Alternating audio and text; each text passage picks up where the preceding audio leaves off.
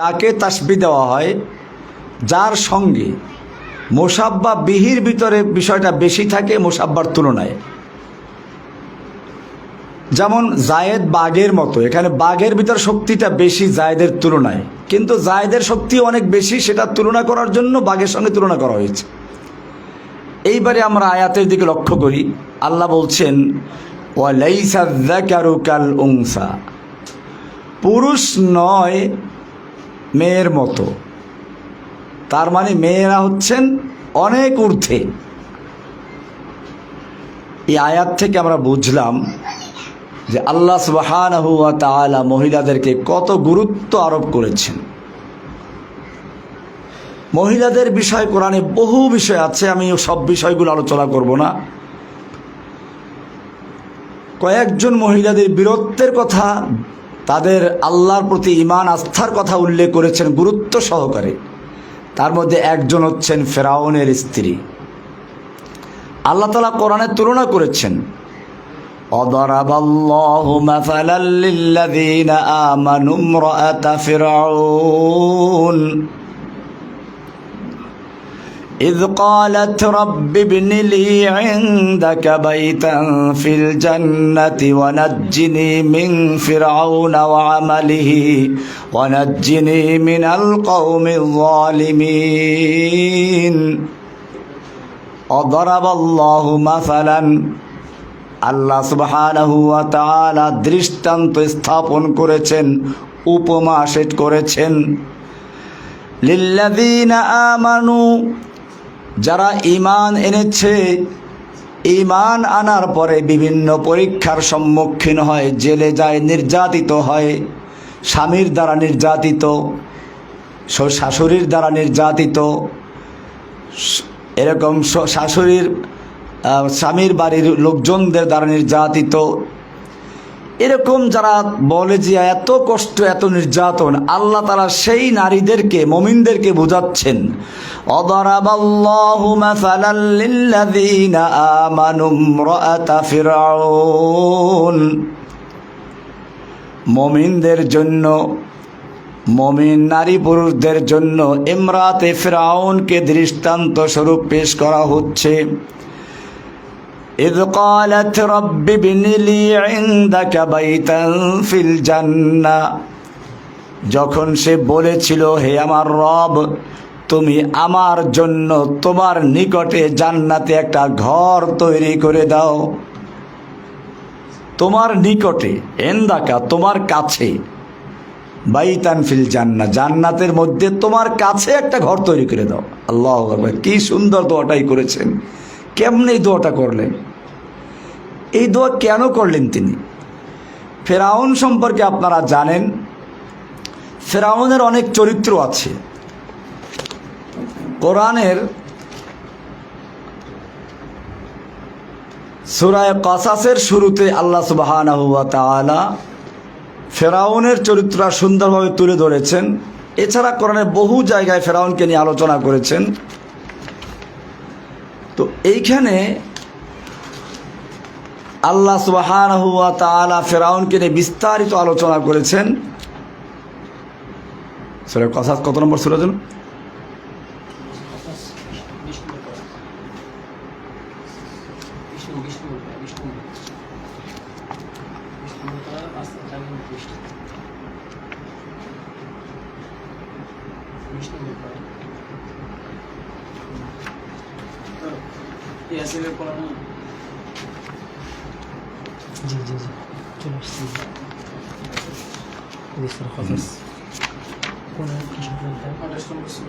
আল্লাহ সুবহানাহু ওয়া তাআলা ফিরআউন সম্পর্কে বলছেন, নাতলু আলাইকা মিন নাবাই মূসা ওয়া ফিরআউনা বিল হক। নাতলু আলাইকা, হে নবী আপনার উপরে আমি তিলাওয়াত করছি, মিন নাবাই মূসা ওয়া ফিরআউনা বিল হক, ফিরআউন এবং মূসার বিষয়টি, সংবাদটি, বিল হক সত্য সহকারে। ফিরআউন এবং মূসার সংবাদ থেকে মিন নাবাই কিছু অংশ আমি আপনার সামনে পেশ করছি। লিকাউমি ইউমিনুন, মুমিনদেরকে বোঝার জন্য। এইখানে গিয়ে আল্লাহ বলছেন ইন্না ফিরআউনা আলা ফিল আরদ, নিশ্চয়ই ফিরআউন আলা ফিল আরদ একচ্ছত্র ক্ষমতার অধিকারী হয়েছিল। আলা মানে উলুফুন থেকে, সে সবার মাথার উপরে চড়ে বসেছিল। তার মানে তার কথা ছাড়া কারো চাকরি হয় না, তার কথা ছাড়া কোনো বিচার হয় না। বিচার বিভাগ, পুলিশ বিভাগ, যত রকমের মানুষকে সে নিজের গোলাম, নিজের দাস দাসীতে পরিণত করেছিল। আলা ফিল আরদ,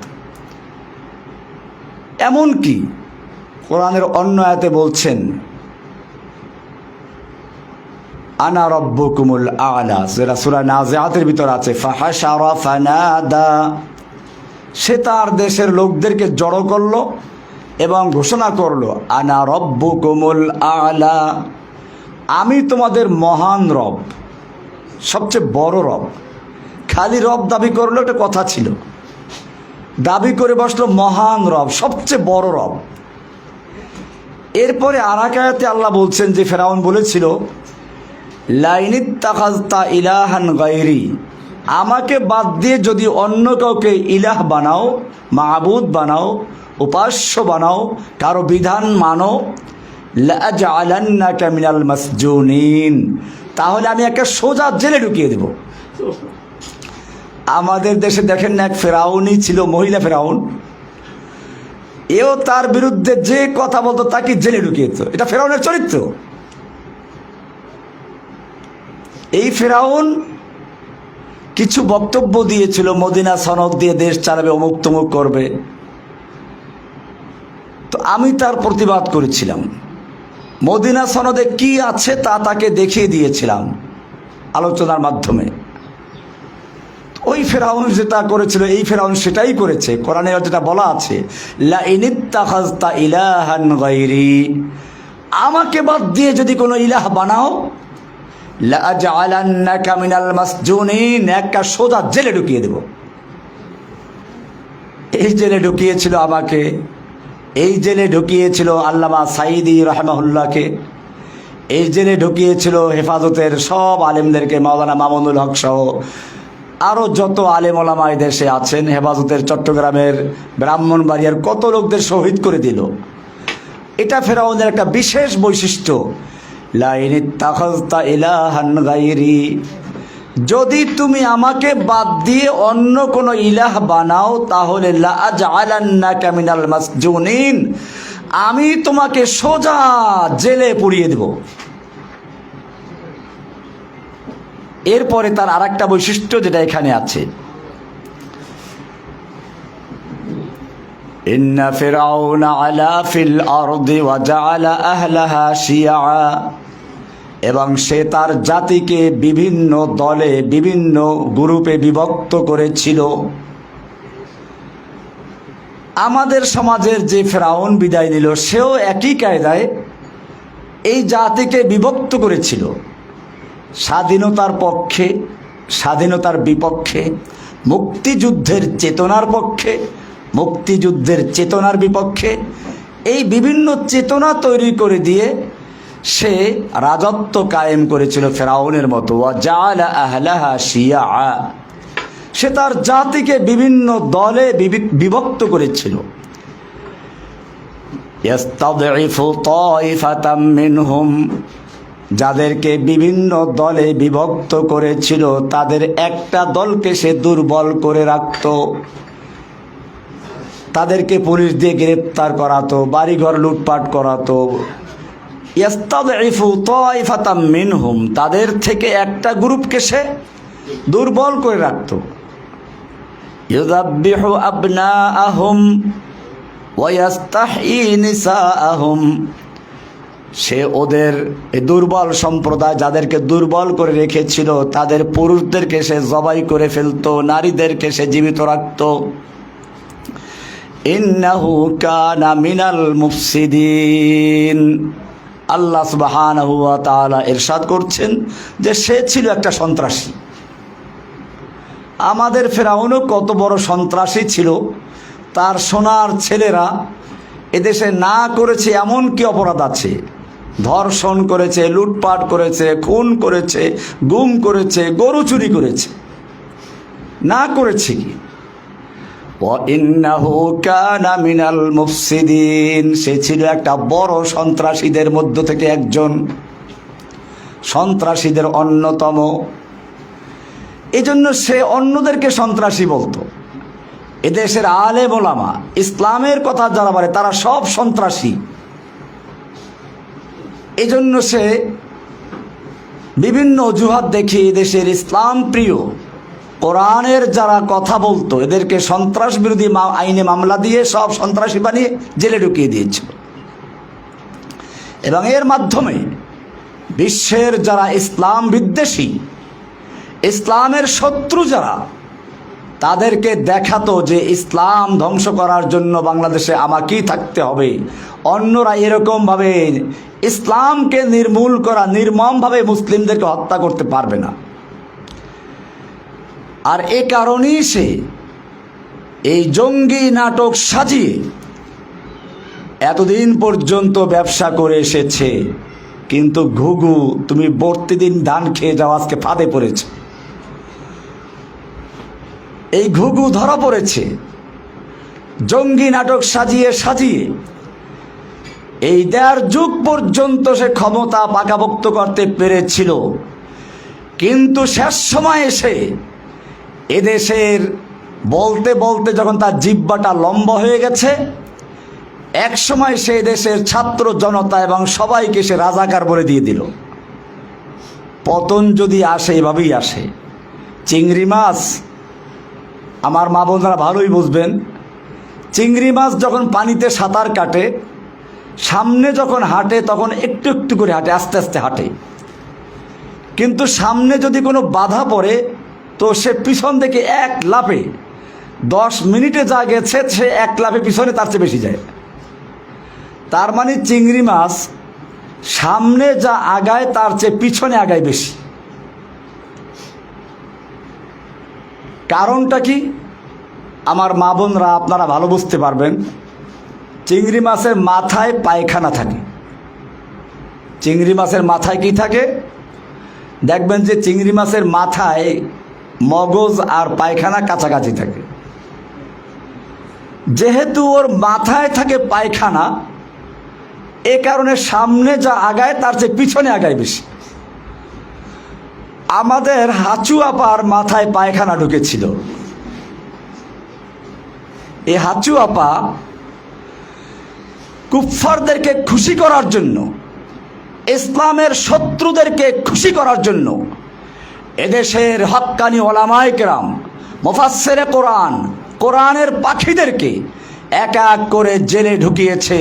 আল্লামা সাঈদী সাহেবকে নির্মমভাবে হত্যা করেছে, আমাকে নির্মমভাবে নির্জন কারাগারে অত্যাচার করেছে। এইভাবে কত আলেমদেরকে এখনও তারা কারাগারে জেলে আবদ্ধ করে রেখেছে। আমরা দেখেছি। এর কারণ হচ্ছে তার মাথায় ইসলাম বিদ্বেষের ক্যারা ঢুকেছিল, পোকা ঢুকেছিল, পায়খানা ঢুকেছিল। সেজন্য সে যতটুকু সামনে আগাত তার চেয়ে বেশি পিছনে আগাত। এক রাজাকার বলে এমন এক ধাক্কা মেরেছে যে ধাক্কায় তার সব পিছনে ফেলে তাকে একেবারে পালাতে বাধ্য করেছে। মায়েরা আমার, বোনেরা আমার, ফেরাউনের চরিত্র আমি এজন্য বলছি, যেহেতু ইমরাতে ইমরানের আলোচনা কোরআনে গুরুত্ব সহকারে আল্লাহ বয়ান করেছেন। এই সন্ত্রাসী ফেরাউন আমাদের যুগেরও যুগে যুগে ছিল। আল্লাহ তাআলা বলছেন যে ফেরাউনরা একটা সময় পর্যন্ত অত্যাচার করতে পারে, এরপরে ধরা খেয়ে যায়। যেমন আমাদের ফেরাউন এক কথা বলে শুধু বলছে যে মুক্তিযোদ্ধার নাতিরা চাকরি পাবে না, চাকরি পাবে রাজাকারের নাতিপুতিরা। সে এক কথায় গোটা জাতিকে রাজাকার বানিয়ে দিল। আর রাজাকারের নাতিপুতিরা এমনভাবে ফুঁসে উঠল, রাতের মধ্যেই তারা ঘর ত্যাগ করে বের হয়ে পড়ল। আল্লাহ এবারে বলছেন, ওয়ানুরিদু আন্নামুন্না আলাল্লাযীনা ইসতুদঈফু ফিল আরদ, আল্লাহ রাব্বুল আলামিন বলেন, অনুরিদু আন নামুন্না আলাল্লাযীনা ইসতুদঈফু ফিল আরদি, যাদেরকে পৃথিবীতে দুর্বল করে রাখা হয়েছিল আমি ইচ্ছে পোষণ করলাম তাদের প্রতি দয়া করতে, অনুগ্রহ করতে। ওয়া নাজআলাহুম আইম্মাহ, এবং তাদেরকে আমি নেতা বানাবার ইচ্ছে করলাম। ওয়া নাজআলাহুম আইম্মাতান, আইম্মা ইমাম বানিয়ে দিব। ওয়া নাজআলাহুমুল ওয়ারিসিন, এবং তাদেরকে সেই পৃথিবীর ওয়ারাসাত দান করব, মালিক বানিয়ে দিব। ওয়ানুমাক্কিনা লাহুম ফিল আরদি, এবং তাদেরকে জমিনের তামকিন করে দিব, শক্তিশালী করে দিব, তাদের ক্ষমতা দান করব। ওয়ানুরিয়া ফিরআউনা ওয়া হামানা ওয়া জুনুদাহুমা, এবং আমি দেখিয়ে দেব ফিরআউনকে, হামানকে এবং তাদের সৈনিকদেরকে, মিনহুম মা কানু ইয়াহযারুন, তারা যেটা ভয় করত সেটা তাদেরকে দেখিয়ে দিব।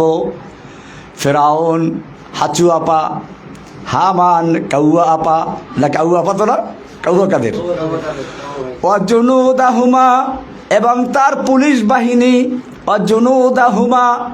আল্লাহ রাব্বুল আলামিন বলছেন আমি ফিরআউনকে, হামানকে এবং তাদের সৈনিকদেরকে দেখিয়ে দিব, হাঁচু আপাকে, কাউয়া কাদেরকে দেখিয়ে দিব এবং তার সৈনিকদেরকে দেখিয়ে দিব। মা কানু ইয়াহযারুন, যা তারা ভয় পেত তা আমি তাদেরকে দেখিয়ে দিব। আল্লাহ তা দেখিয়ে দিয়েছেন। এবারে আল্লাহ সুবহানাহু ওয়া তাআলা বলছেন দুর্বলদেরকে শক্তিশালী করবেন। এই ফিরআউন যে নিজেকে আল্লাহ দাবি করেছিল, এই আল্লাহ মানে আসমানের আল্লাহ না, অনেকে ভুল মনে করে। ফিরআউনও আবার আল্লাহ মানত। ফিরআউন আল্লাহ বিশ্বাস করত, তাহলে সে কোন অর্থে আল্লাহ দাবি করত? এই হাঁচু আপা যে অর্থে আল্লাহ দাবি করত। বলি হাঁচু আপা তো আল্লাহ দাবি করে নাই, আল্লাহ দাবি করা লাগবে না, আল্লাহর ক্ষমতা দাবি করলেই সে আল্লাহ হয়ে যায়। আপনারা দেখেছেন বাংলাদেশে কোনো কাজ, একটা চৌকিদারের চাকরি হলেও হাঁচু আপার অনুমতি লাগতো। তাহলে বোঝা যায় ফিরআউন যেভাবে একচ্ছত্র ক্ষমতার অধিপতি হয়েছিল, ঠিক এই ফিরআউনও একচ্ছত্র ক্ষমতার অধিপতি হয়েছিল। আল্লাহ তাআলা ওই ফিরআউনকে চুবিয়ে মারলেন, এই ফিরআউনকে দেশ ত্যাগ করে পালাতে বাধ্য করলেন। এই ফিরআউন যেহেতু নিজেই আল্লাহ, কাজে সে আবার অন্য আল্লাহর কথা মানতে পারত না। কিন্তু ফিরআউনের স্ত্রী ছিল এক আল্লাহ বিশ্বাসী। অনেক লম্বা ঘটনা আছে। কোনো একদিন সে হয়তো মাথা আঁচড়াচ্ছিল বা অন্য কোনো কাজ করছিল, তো বলল যে বিসমিল্লাহ, কাজের শুরুতে বিসমিল্লাহ বলল। তো এটা তার এক মেয়ে বলল যে তুমি যে আল্লাহর নামে বললা, আল্লাহ কোন আল্লাহ? এটা কি আমার আব্বু ফিরআউন আল্লাহ? বলছে না না, তোমার আব্বু ফিরআউন আল্লাহ না, এটা ওই আল্লাহ যিনি আমাকে, তোমাকে এবং তোমার বাবা ফিরআউনকেও সৃষ্টি করেছেন। বলে তাহলে আমি আব্বুকে বলে দেই। যাই হোক, অনেক ঘটনার পরে শেষ পর্যন্ত ফিরআউন জানতে পারলো। এরপরে ফিরআউনের নির্যাতন শুরু হলো। শেষ পর্যন্ত আপনারা জানেন এক এক করে তার বাচ্চাগুলোকে ফুটন্ত কড়াইয়ের ভিতরে ফুটন্ত তেলে বাচ্চাগুলোকে ছেড়ে দেওয়া হলো। সর্বশেষ যখন ছোট বাচ্চাটাকে ছেড়ে দেওয়া হলো, তখন সে কাঁদতে লাগলো। ওই সময় ছোট বাচ্চাটা, দুধের বাচ্চা, বলতে আম্মু তুমি কাঁদছো কেন, চলে আসো, এটা কোনো শাস্তির জায়গা না, এটা জান্নাতের জায়গা, এটা আল্লাহ তাআলা গুলবাগিচা করে দিয়েছেন। সুবহানাল্লাহ। এখানেই বলতেছেন ইমরাতে ফিরআউনের কথাটা আল্লাহ তাআলা বলছেন, ইয ক্বালাত, যখন সেই ফিরআউনের স্ত্রী ইমরাতে ফিরআউন বলল, রব্বি বিনিলি ইনদাকা বাইতান ফিল জান্নাহ। ও রব্বুল আলামিন, ফিরআউন সে নিজেকে ইলাহ দাবি করছে, রব দাবি করছে, তাকে যে অমান্য করছে, তার উপরে নির্যাতন করছে, জুলুম করছে, অত্যাচার করছে, জেলে পুড়িয়ে মারছে। ও আমার রব, রব্বি বিনিলি ইনদাকা বাইতান ফিল জান্নাহ, তুমি আমার জন্য তোমার কাছে জান্নাতে একটা ঘর বানিয়ে দাও, তোমার কাছে। কি সুন্দর দাও, তোমার কাছে, যেন আমি জান্নাতে বসেও তোমার কাছে থাকতে পারি।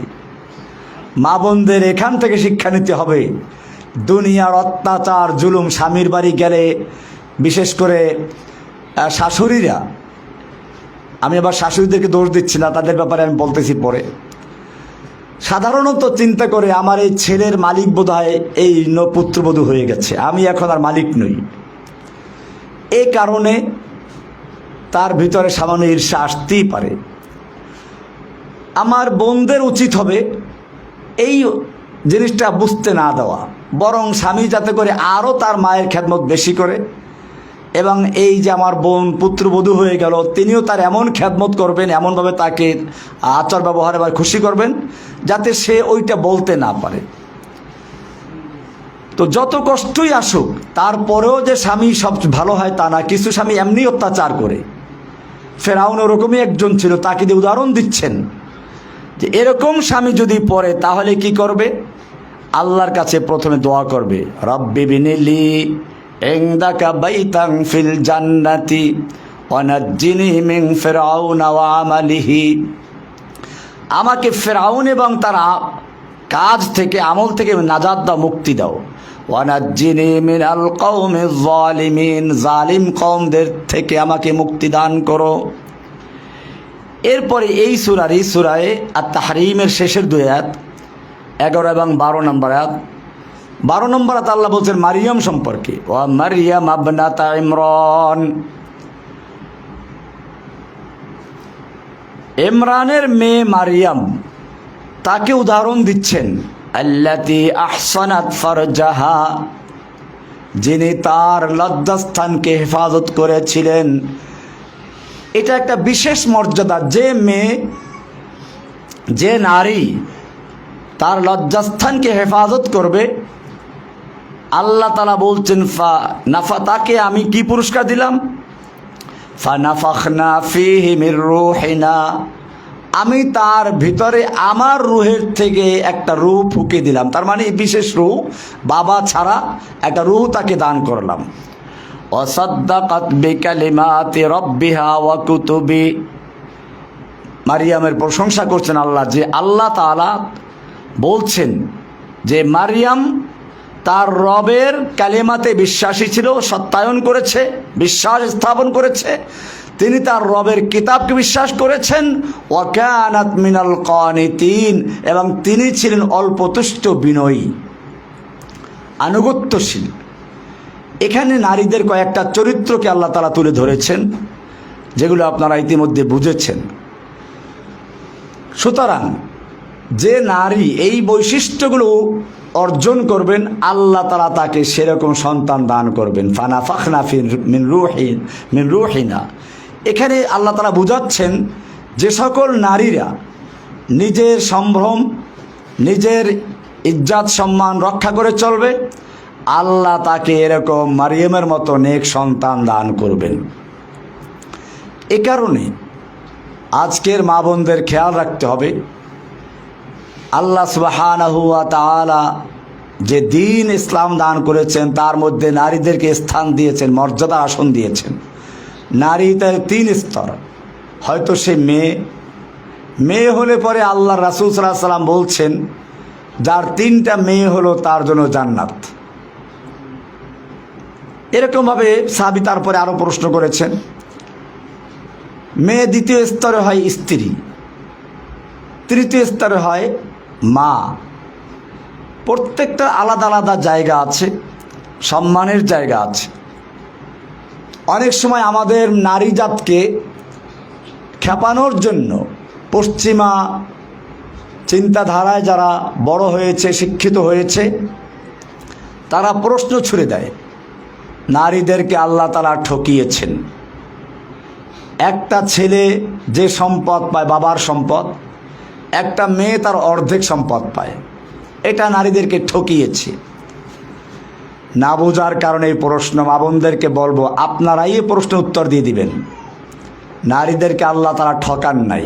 মনে করুন আপনার বাবার 2টো সন্তান, একটা ছেলে একটা মেয়ে, 3 লক্ষ টাকা রেখে সে মারা গেল।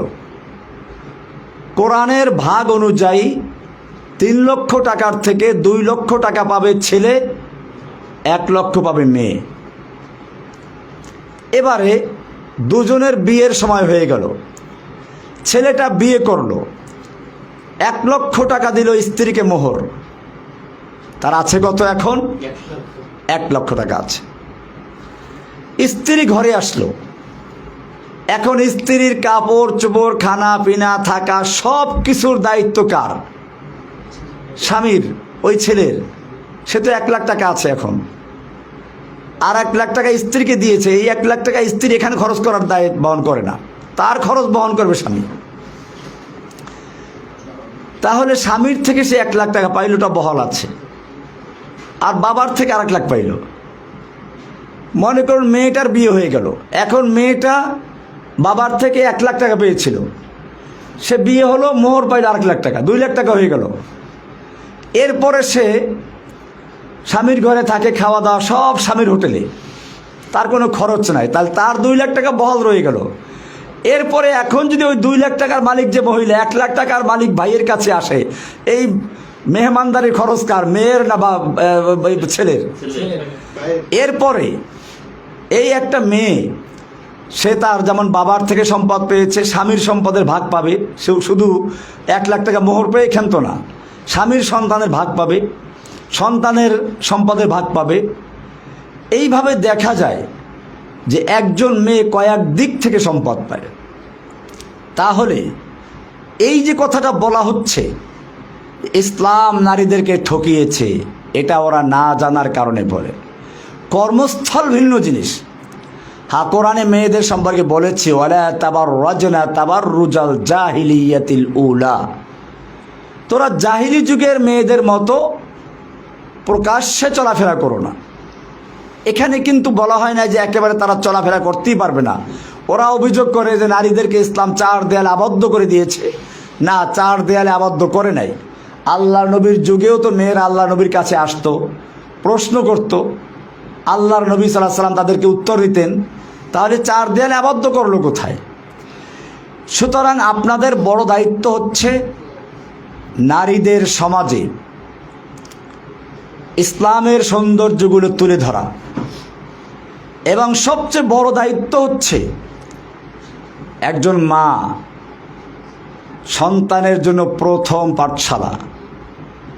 মা যদি শিশুবেলায় সন্তানকে তাওহীদ শিক্ষা দেয়, দ্বীনের ইলম শিক্ষা দেয়, তাহলে ওই ছেলে পরবর্তীতে কখনো আর নাস্তিক হতে পারে না। ছোটবেলায় আপনি যদি সাঁতার শিখে থাকেন, এরপরে পানিতে পড়ে যান, মরার ভয় থাকে না। ডোবায় পড়ুক, পুকুরে পড়ুক, এমনকি সাগরেও যদি লঞ্চ ডুবে যায়, জাহাজ ডুবে যায়, বাঁচার সম্ভাবনা আছে। সাঁতার জানে যেহেতু, একসময় সে হয়তো খড়কুটা পেয়ে যাবে কিছু একটা। আর যদি সাঁতারটাই না জানে, তাহলে সে বাড়ির পাশে ডোবায় পড়েও মারা যাবে। ঠিক এই সাঁতার শেখানো মানে ইসলামের প্রথম শিক্ষা দেওয়ার দায়িত্ব হচ্ছে মায়ের। মা তার সন্তানকে প্রথম ইসলামের সাঁতার শিখাবে, আল্লাহ শিখাবে, রাসূল শিখাবে, কালেমাতুশ শাহাদাত শিক্ষা দিবে, আল্লাহ বা আল্লাহর রাসূলের আনুগত্য শিক্ষা দিবে। এইভাবে যখন একজন মা তার সন্তানকে তৈরি করবে, সেই সন্তানও কোনো সময় তার মা বাপকে ভুলতে পারে না। আজকে সমাজে এই যে মা বাপকে আনুগত্য করে না, মা বাবার সাথে বেয়াদবি করে, এর একটা বড় কারণ হচ্ছে মা বাপ তার দায়িত্ব ঠিকমতো পালন করছে না। সুতরাং খেয়াল রাখতে হবে, আমরা যদি আল্লাহর হুকুম মতো আমাদের সন্তানদেরকে লালন করি, পালন করি, সন্তানরাও আল্লাহর হুকুম মতো আমাদের খেদমত করবে। আর যদি আমাদের দায়িত্ব আমরা পালন না করি, তাহলে সন্তান কেন আমাকে খেদমত করবে? আমি তো তার দায়িত্ব পালন করি নাই। মায়েরা আমার, বোনেরা আমার, আপনাদের এখন কি শিক্ষা দায়িত্ব? প্রথম কি দায়িত্ব রয়েছে? প্রথম দায়িত্ব হচ্ছে আপনাদের তাওহীদ শিক্ষা দেওয়া। মনে রাখতে হবে, ইসলামের মূল ভিত্তি হচ্ছে তাওহীদ। আল্লাহর রাসূল সাল্লাল্লাহু আলাইহি সাল্লাম একটা তাঁবুর সঙ্গে তুলনা করেছেন ইসলামের বেনাগুলোকে। নামাজ, রোজা, হজ, যাকাত, ঈমান, এর উপর ইসলামের ভিত্তি স্থাপন করা হয়েছে, বেনা রাখা হয়েছে। কেন? মূলত মানুষ, একজন মানুষ হচ্ছে একটা ছোট্ট পৃথিবী। খুব খেয়াল করে জিনিসটা শুনবে, আমি একটা ভূমিকা পেশ করব, তারপরে মূল কথায় আসবো। আবার পৃথিবীর মৌলিক উপাদান হচ্ছে চারটি: আগুন, পানি, মাটি, বাতাস। আর এই প্রত্যেকটা জিনিসের এক একটা রোগ আছে। আগুনের রোগ হচ্ছে কি, আগুন যদি আপনি নিচেও জ্বালান সে উপরে উঠবে, তার গতি ঊর্ধ্বে। মানুষের মধ্যে আগুন আছে, সুতরাং মানুষের মধ্যে অহংকার থাকে, আমি বড়, আমি উপরে। এবং শয়তান যে আদমকে সেজদা করে নাই তার কারণ ছিল এটাই, খলাকতানি মিন নারিন ওয়া খলাকতাহু মিন তিন। আমি কেন আদমকে সেজদা করব? তুমি আদমকে সৃষ্টি করেছো মাটি দিয়ে, আমাকে সৃষ্টি করেছো আগুন দিয়ে। আগুনের গতি হলো ঊর্ধ্বে, মাটির গতি নিম্নে। সুতরাং যুক্তির কথা হচ্ছে আগুনের সামনে মাটি নত হবে, মাটির সামনে আগুন নয়। যুক্তিবাদী, প্রথম যুক্তিবাদী হচ্ছে শয়তান। প্রথম যুক্তিবাদী কে? আল্লাহর হুকুমের সামনে বিরুদ্ধে যে ব্যক্তি প্রথম যুক্তি পেশ করেছে শয়তান। সুতরাং বোঝা গেল যারা আজকে বলে ইসলাম নারীদেরকে ঠকিয়েছে, যুক্তি পেশ করে, তাদের প্রথম গুরুকে, এরা সব শয়তানের মামা, শয়তানের শিষ্য। তো আমি বলছিলাম যে মানুষের মধ্যে আগুন আছে, আর আগুনের বৈশিষ্ট্য হচ্ছে অহংকার। সেজন্য শয়তানও অহংকারী হয়েছিল, মানুষের মধ্যে অহংকার আছে। আল্লাহ সুবহানাহু ওয়া তাআলা এই অহংকার রোগের চিকিৎসার জন্য দান করেছেন সালাত, নামাজ। নামাজে আমরা যখন দাঁড়াই প্রথমে কানে হাত দিই, এরপরে বুকে হাত বাঁধি, এরপরে রুকু থেকে মাথা ঝুঁকিয়ে দিই, এরপরে সেজদায় গিয়ে আমরা মাথাটাকে মাটির সঙ্গে মিশিয়ে দিই, যেন প্রমাণ করছি নামাজের মাধ্যমে কি আমি তো মাটির মানুষ। মিনহা খালাকনাকুম ওয়া ফিহা নুঈদুকুম ওয়া মিনহা নুখরিজুকুম তারাতান উখরা। আমি তো মাটির থেকে সৃষ্টি হয়েছি, মাটির সঙ্গে মিশে যাব, মাটির থেকে আবার আমাকে উঠতে হবে। আমার কিসের অহংকার, কিসের গৌরব? এইভাবে যখন একটা মানুষ নিজেকে মাটির সঙ্গে বিলীন করে দেয়, মাটির সঙ্গে নিজেকে মিশিয়ে দেয়, নিজেকে মাটির মানুষ রূপে প্রমাণ করে, আর এভাবেই যখন সে হয়, তখন তার মাধ্যমে অহংকার রোগ দূর হয়ে যায় এবং সে সত্যিকার মানুষে রূপান্তরিত হয়ে যায়। मिटा दो अपनी हस्ती को अगर कुछ मर्तबा चाहो, मिटा दो अपनी हस्ती को अगर कुछ मर्तबा चाहो, कि दाना खा के मैं मिलकर गुले गुलजार होता है। তুমি যদি সত্যিকার অর্থে নিজেকে বড় বানাতে চাও, উচ্চ বানাতে চাও, তাহলে সালাতের মাধ্যমে নিজেকে মাটির সঙ্গে বিলীন করে দাও, নিজের আমিত্বকে, নিজের গৌরবকে, অহংকারকে মিটিয়ে দাও। দেখবে তুমি সত্যিকার মানুষ হবে, তোমার থেকে সন্তানগুলো সেরকম সত্যিকার মানুষ হবে। আগুনের চিকিৎসা হলো কি? সালাত। মানুষের মধ্যে আর একটা মৌলিক উপাদান হচ্ছে মাটি। মাটিরও একটা বিশেষ বৈশিষ্ট্য আছে। মাটির উপরে যে আপনি কিছু রেখে দেন, কয়েকদিন পরে পাবেন না, ভিতরে নিয়ে গেছে, কৃপণ, কুক্ষিগত করে সব। সে যা পাবে তা লুকিয়ে ফেলবে, কাউকে কিছু সে দিতে চাবে না। মানুষের মধ্যে মাটি আছে, এদের মানুষ কৃপণ হয়, যা পাবো সব আমার আমার। হাদিসেও আসছে এটা, ইয়াকুল ইবনু আদম মালি মালি। বনি আদম বলে আমার মাল আমার মাল, আমার বাড়ি আমার গাড়ি, আমার নারী আমার, সব আমার। ওয়া হাল্লাকা ইবনা আদম, ও বনি আদম তুমি কি চিন্তা করেছো তোমার কি জিনিস? ওয়াহাল্লাকা ইল্লা মা আকালতা ফাআফনাইত, তোমার তো খালি ওই জিনিসগুলো বলতে পারো তোমার, যা তুমি খেয়েছো এক রাস্তা দিয়ে আর এক রাস্তা বের করে দিয়েছো। ওয়ামা লাবিস্তা ফাআবলাইতা, আর তুমি যা পরিধান করেছো এবং পুরাতন করে দিয়েছো তা তোমার কাপড় চোপড় নষ্ট করেছো। ওয়ামা তাসাদ্দাকতা ফাআমদাইত, আর যা তুমি সাদকা করে দান করে আল্লাহর রাস্তায় জমা করেছো তা তোমার। এছাড়া যা কিছু সব মৃত্যুর পরে মালিকানা কার? অরিসদের।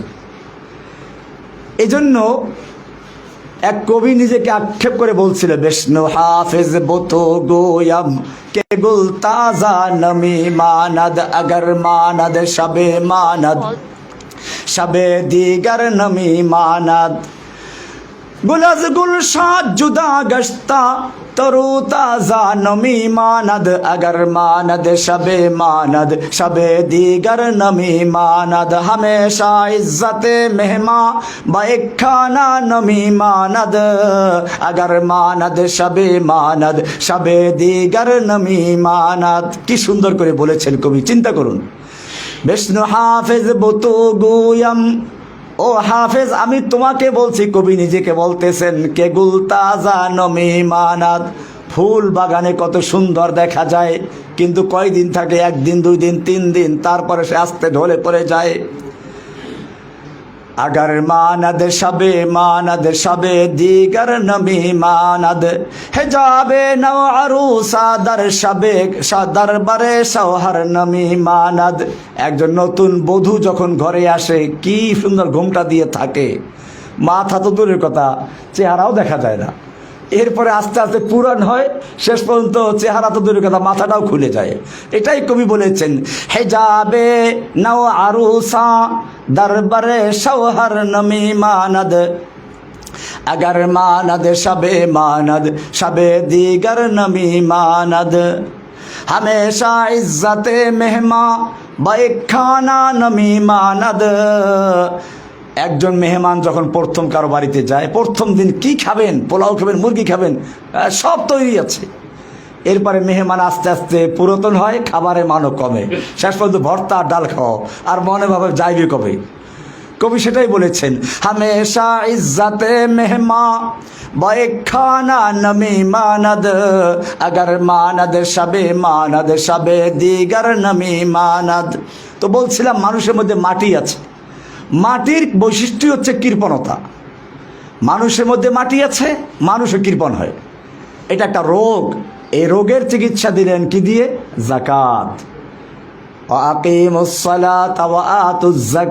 যাকাত দান করতে থাকো, দিতে দিতে তোমার কৃপণতা রোগের চিকিৎসা হয়ে যাবে। এরকম ভাবে আর একটা মৌলিক উপাদান হচ্ছে পানি। পানির বৈশিষ্ট্য হচ্ছে, পানি যদি আপনি সমতল জায়গায় ছাড়েন, সে এক জায়গায় বসে থাকবে না, আরও জায়গা দখল করবে। তার মানে লোভ, লালসা, দখল করার প্রবণতা। মানুষের মধ্যে পানি আছে, সেজন্য মানুষও কি করবে? একজন 10টা বাড়ি করেছে, এখন আরও লোভ করতে থাকে, পাশের বাড়ির ঝুপড়িটা দখল করলে আমার বাড়িটা কী হয়ে যায়? একেবারে সুন্দর, পুরা জায়গাটা সুন্দর হয়ে যায়, ওই ঝুপড়িওয়ালা কেমনে তাড়াবো। এটা পানির বৈশিষ্ট্য। আল্লাহ সুবহানাহু ওয়া তাআলা এই পানির চিকিৎসার জন্য দান করলেন, পানির রোগের চিকিৎসা লোভ, এই লোভের চিকিৎসার জন্য দান করলেন কি? সিয়াম।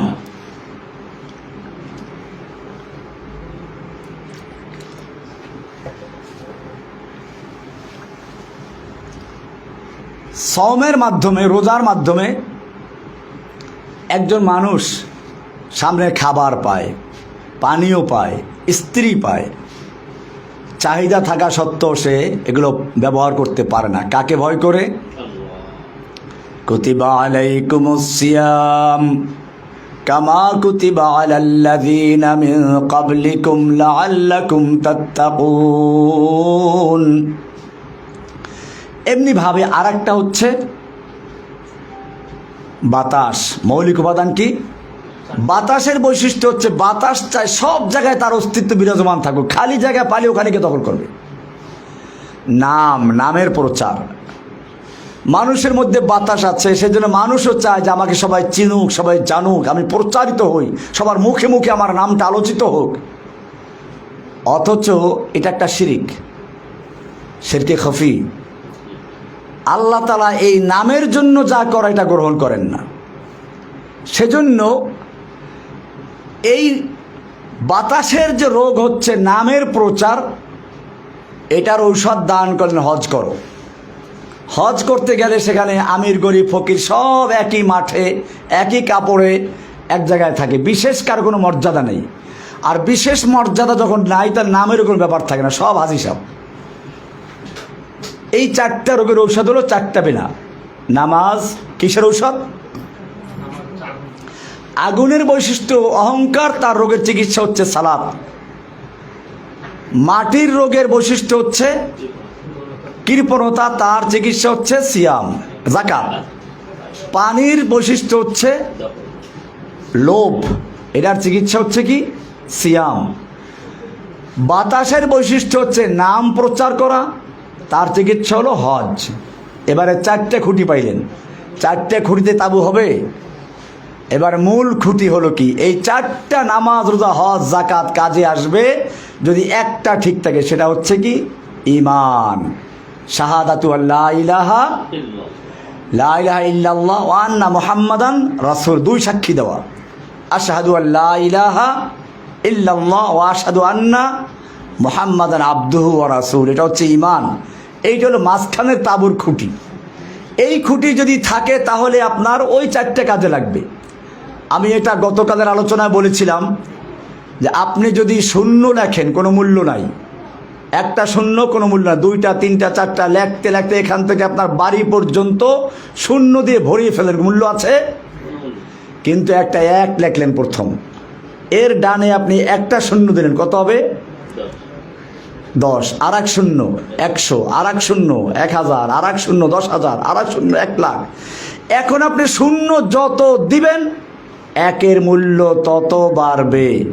ঠিক তেমনি ভাবে ইসলামের মূল ভিত্তি হচ্ছে তাওহীদ, লা ইলাহা ইল্লাল্লাহ, ঈমান ও আন্না মুহাম্মাদার রাসূলুল্লাহ। এইটা হচ্ছে ঈমান, এটা মাঝখানের খুঁটি। এই দুই সাক্ষী না দেওয়া পর্যন্ত নামাজ রোজা হজ যাকাতের কোনো কাজে আসবে না। আপনাদের মৌলিক দাওয়াত হচ্ছে এই তাওহীদকে প্রতিষ্ঠিত করা। আজকে আমাদের সমাজে মানুষ ইসলামের দাবি করে কিন্তু তাওহীদ বুঝে না। ইসলামের মূল জায়গা এখানেই। নতুবা মক্কার কাফেররাও বিশ্বাস করতে আল্লাহ আছে, কোরআনে স্পষ্ট আছে, মা বোনেরা ভালো করে বুঝবেন। আল্লাহ তাআলা মক্কার কাফেরদের সম্পর্কে কোরআনে বলেছেন, ওয়ালা ইন সালতাহুম মান খালাকাহুম, আপনি যদি মক্কার কাফেরদেরকে জিজ্ঞেস করেন কে ওদেরকে সৃষ্টি করেছে, লা ইয়াকুলুন্নাল্লাহ, তারা বলবে সৃষ্টি করেছেন কে? আল্লাহ, অবশ্যই বলবে। ওয়ালা ইন সালতাহুম মান নাযালা মিনাস সামাই মাআন ফাআহইয়া বিহিল আরদা মিন বাদি মাউতিহা, আপনি যদি ওদেরকে জিজ্ঞেস করেন কে আসমান থেকে পানি বর্ষণ করে, সেই পানির মাধ্যমে মৃত্যু জমিনকে তরুতাজা করে ফসল উৎপন্ন করার জন্য আবার জীবিত করে দেন কে? লা ইয়াকুলুন্নাল্লাহ, তারা বলবে সব করেন কে? আল্লাহ। তাহলে বোঝা যায় আমরা যেমন বিশ্বাস করি আসমান জমিনের মালিক আল্লাহ, চন্দ্রের সূর্যের মালিক আল্লাহ, এরকম আমার তোমার সৃষ্টি করার মালিক আল্লাহ, এগুলো মক্কার কাফেররা বিশ্বাস করত। তাহলে গণ্ডগোলটা ছিল কোন জায়গায়? গণ্ডগোলটা ছিল কি আমরা বুঝবো রাসূল সাল্লাল্লাহু আলাইহি ওয়াসাল্লাম প্রথম দাওয়াতের ঘটনা দেখলে পরে। আল্লাহর নবী সাল্লাল্লাহু আলাইহি ওয়াসাল্লাম নবুয়ত প্রাপ্তির পরে 3 বছর পর্যন্ত গোপনে দাওয়াত দিলেন। এরপরে আল্লাহর পক্ষ থেকে নির্দেশ জারি হলো, ফাসদা বিমা তুমার, হে নবী আপনি যা আদিষ্ট হয়েছেন তা প্রকাশ্যে বলুন। আল্লাহর নবী সাল্লাল্লাহু আলাইহি ওয়াসাল্লাম এবারে মক্কার নীতি অনুযায়ী সকালবেলা গিয়ে পাহাড়ে উঠলেন, জোরে ডাক দিলেন, ইয়া সাবাহা ইয়া আলাল কুরাইশ, সকালের বিপদ। এই কথা শুনলে সবাই একাত্র হয়ে যায়, না যেন কোন বিপদ এসেছে। আল্লাহর নবী সাল্লাল্লাহু আলাইহি ওয়াসাল্লাম সে অনুযায়ী যখন ডাক দিলেন, মক্কার নেতারা যখন শুনতে পেল সবাই চলে আসলো। এমনকি যে আসতে পারে নাই সে অন্যকে ভাড়া দিয়ে পাঠিয়ে দিয়েছে, কারণ এক তো সকালবেলার বিপদের ডাক, দ্বিতীয়ত ডাকটা দিয়েছে মোহাম্মদ, যে আমাদের সমাজের সবচেয়ে বিশ্বস্ত, কোন সময় প্রতারণা করে না, কাউকে ধোঁকা দেয় না, তিনি ডাকছেন। সব জড়ো হয়ে গেল। এবারে আল্লাহর নবী সাল্লাল্লাহু আলাইহি ওয়াসাল্লাম এই কুরাইশের নেতাদেরকে জিজ্ঞেস করলেন, ওহে কুরাইশের নেতৃবৃন্দ, আজকে যদি আমি তোমাদেরকে বলি এই পাহাড়ের অপর প্রান্তে তোমাদের শত্রু ওত পেতে বসে আছে, যেই কোনো মুহূর্তে হামলা করে তছনছ করে দিবে, মক্কাকে ধ্বংস করে দিবে, তোমরা কি বিশ্বাস করবে? মক্কার লোকেরা বলল, অবশ্যই বিশ্বাস করব, কারণ মা জাররাবনাকা কাযিবান কত্তু, আপনাকে আমরা কখনো মিথ্যাবাদী হিসেবে পাই নাই, আপনাকে মিথ্যা বলতে শুনি নাই, মিথ্যা শোনার অভিজ্ঞতা আপনার থেকে আমাদের নাই। এবারে রাসূল সাল্লাল্লাহু আলাইহি সাল্লাম কি বললেন শুনুন। রাসূল সাল্লাল্লাহু আলাইহি সাল্লাম বললেন, ওহে ইয়া আইয়ুহান নাস, এইখানে শুধু মক্কাবাসীদেরকে নয়, গোটা বিশ্ববাসীকে বলছেন, ইয়া আইয়ুহান নাস কুলু লা ইলাহা ইল্লাল্লাহ তুফলিহুন।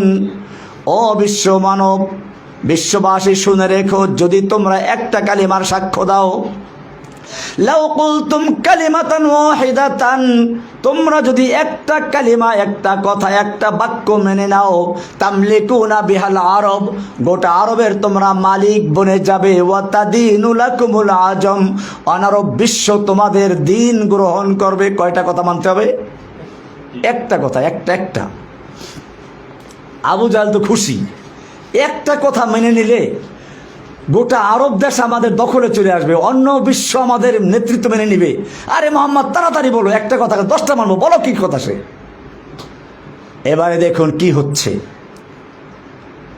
আল্লাহর নবী যেই ঘোষণা করে, ইয়া আইয়ুহান নাস কুলু লা ইলাহা ইল্লাল্লাহ, ও আরব বিশ্ব, ও গোটা বিশ্ববাসী শুনে রেখো, সেই একটা কথা আর কিছু নয়, সে কথা হচ্ছে লা ইলাহা ইল্লাল্লাহ বলো। সঙ্গে সঙ্গে আবু লাহাব খেপে গেল, নবীর আপন চাচা। আবু জাহেল খেপে গেল। আবু জাহেল কিন্তু আপন চাচা নয়, এটা ভুল কথা, গ্রামের চাচা, এলাকার চাচা। আপন চাচা হচ্ছে আবু তালেব। আবু তালেব খেপে গেল, আবু লাহাব খেপে গেল, আবু জাহাল খেপে গেল, মক্কার তারা সব তছনছ করে দিল। আল্লাহর নবীর পক্ষে কথা বলার মতো একটা লোক পাওয়া গেল না। আল্লাহ সান্ত্বনা দিলেন, তাব্বাত ইয়াদা আবি লাহাবিন ওয়া তাব্বা মা আগনা আনহু মালুহু ওয়া মা কাসাব সায়াসলা নারান যাতা লাহাব ওয়ামরাআতুহু হাম্মালাতাল হাতাব ফি জিদিহা হাবলুম মিন মাসাদ। আল্লাহ তাআলা সান্ত্বনা দিলেন। প্রশ্ন হচ্ছে, কেন লা ইলাহা ইল্লাল্লাহ বলার সঙ্গে সঙ্গে আবু লাহাব খেপে গেল কেন? আবু লাহাব বুঝতে পেরেছিল লা ইলাহার মধ্যে কি আছে। লা ইলাহা ইল্লাল্লাহর দুইটা পার্ট, দুইটা অংশ। প্রথম অংশ হচ্ছে লা ইলাহা, কোনো ইলাহা নাই, সব বাদ।